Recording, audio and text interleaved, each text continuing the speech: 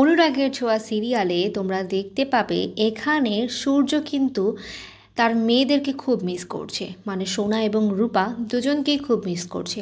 আর সূর্য রূপাকে ফিরে পাওয়ার জন্য ভগবানের কাছে প্রার্থনা পর্যন্ত করছে।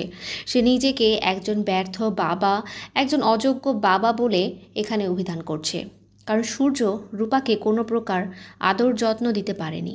রূপাকে সে শেষ পর্যন্ত হারিয়ে ফেলে, আর সে এখন ভগবানের কাছে রূপাকে ফেরত চাইছে।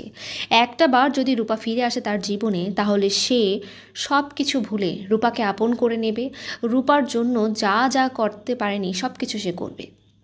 সূর্যের এই অনুশোচনা দেখে এখানে আমাদের অনেক কষ্ট হচ্ছে, কিন্তু সূর্যর এখানে একমাত্র সোনার কথায় নাচাটাও তো ঠিক হচ্ছে না।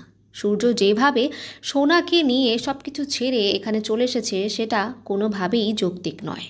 আর অপরদিকে সোনা গিয়ে এখানে দীপাকে থ্রেট করছে, সে যেন তাদের লাইফ থেকে দূরে থাকে।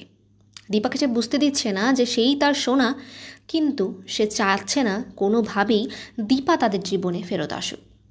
তোমরা সামনের পর্বগুলো দেখার জন্য কতটুকু এক্সাইটেড কমেন্ট করে অবশ্যই জানাও।